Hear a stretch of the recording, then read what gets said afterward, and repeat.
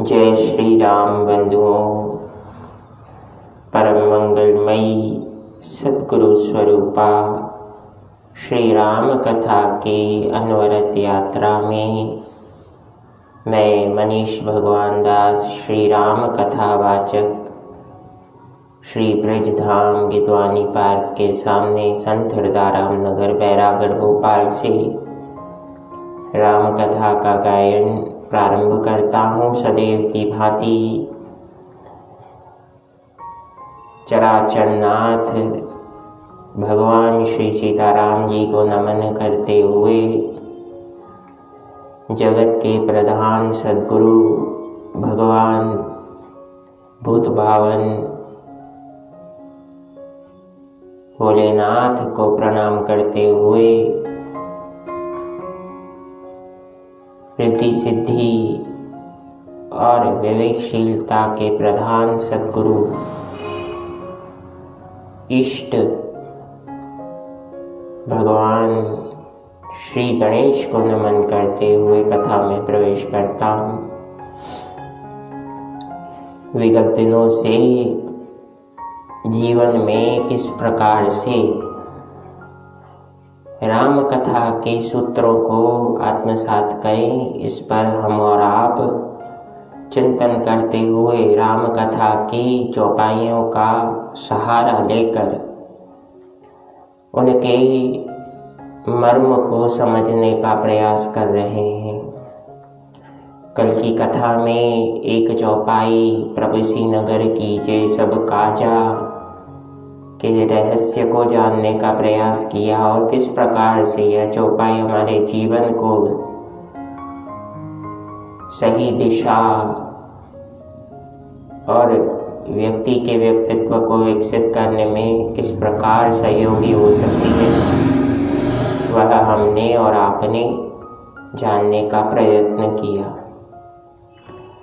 आज के कथा प्रसंग में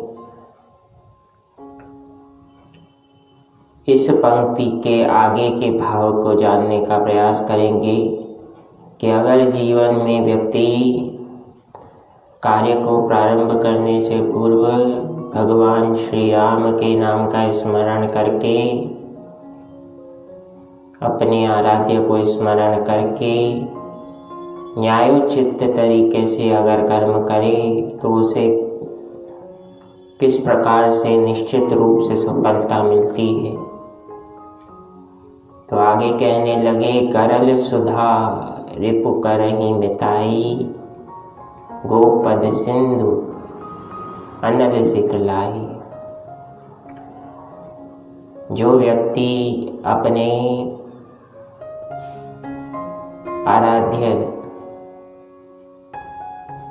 मर्यादा पुरुषोत्तम प्रभु श्री राम या जिस भी आराध्य में व्यक्ति का विश्वास होना आवश्यक है, मैं सदैव कहता हूँ,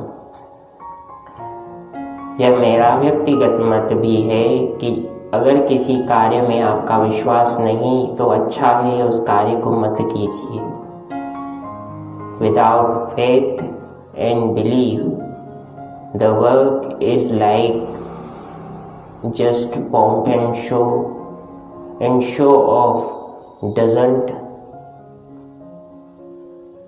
lead a person's life। उस बात को समझने की आवश्यकता है।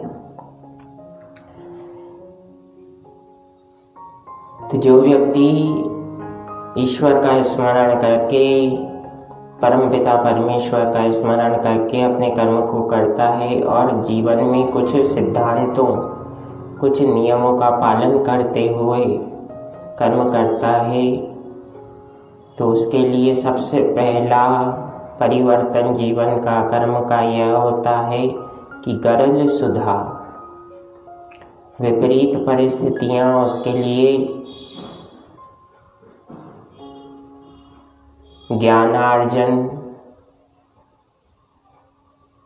और लाभार्जन के रूप में परिवर्तित हो जाती है। यानी कल तक जो स्थितियां प्रतिकूल लग रही थी, श्री राम की कृपा से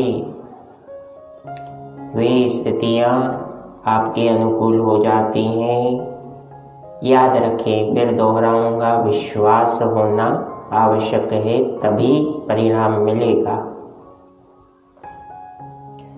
फिर आगे जो विपरीत परिस्थितियां प्रतिकूल हुई, उसका निरंतर लाभ क्या मिलता है? रिपु कर रही मिताई। जो कल तक आपके कार्य को बिगाड़ रहे थे, जो आपसे कल तक असहमत थे, श्री राम उनकी बुद्धि को फेर देते हैं। और सब कार्य तो बंधुओं बुद्धि का ही है। व्यक्ति अपना हित और दूसरों का अहित, कुछ का हित तथा कुछ का अहित तो अपनी बुद्धि के हिसाब किताब के कारण ही लगाता है। तो कहने लगे, अगर प्रभु श्री राम की कृपा है, मर्यादा पुरुषोत्तम आपके साथ हैं, तो कार्य सिद्ध होने में वे आपके वेरी ही आपकी सहायता करेंगे।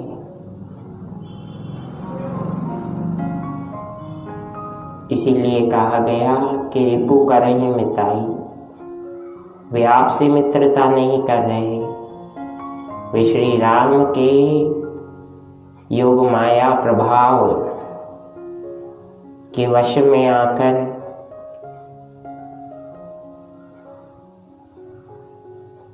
आपको समर्थन दे रहे हैं। लेकिन याद रखें, ना समर्थन स्थायी है, ना असमर्थन या विरोध। यानी समर्थन भी स्थायी नहीं, विरोध भी स्थायी नहीं। जो कल विरोधी था वह आज मित्र होगा, और जो आज मित्र है वह कल विरोधी हो सकता है।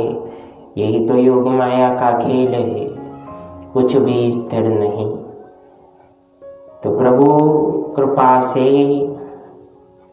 आप उन्हें यानी श्री राम को जीवन में आगे कीजिए, तो वेरी भी मित्र बनेंगे, विपरीत परिस्थितियां भी आपका सहयोग करेंगी। गोपद सिंधु।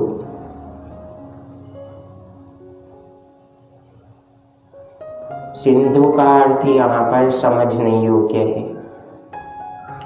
सिंधु का अर्थ यहाँ समुद्र रूप से भी हम लेते हैं, किंतु यहाँ समुद्र के रूप में नहीं है।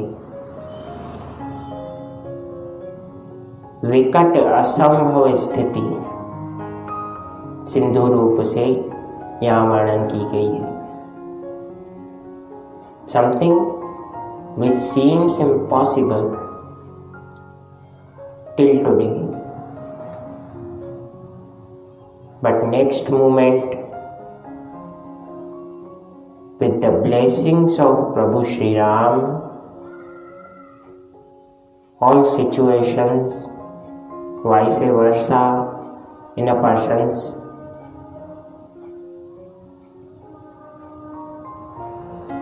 favor. परिस्थितियां आपके पक्ष में होने लगती हैं, क्योंकि भगवान आपके पक्ष में है।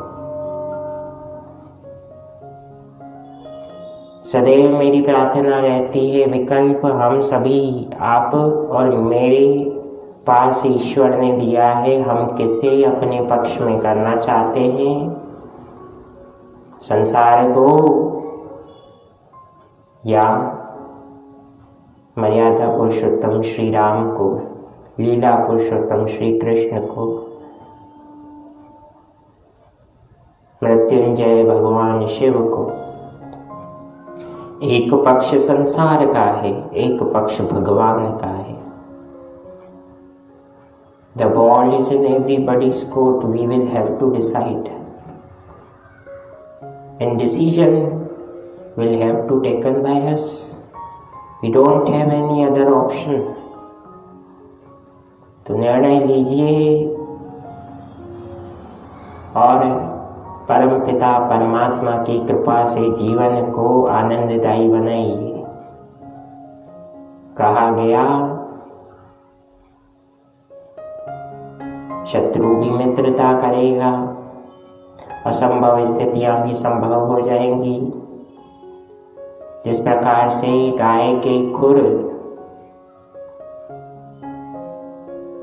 द्वारा कोई मिट्टी का गड्ढा बन जाए, उसमें पानी भर जाए तो बच्चा आसानी से उसे पार कर लेता है, वैसे आप असंभव स्थितियों परिस्थितियों को पार कर जाएंगे और फिर आश्चर्यचकित होंगे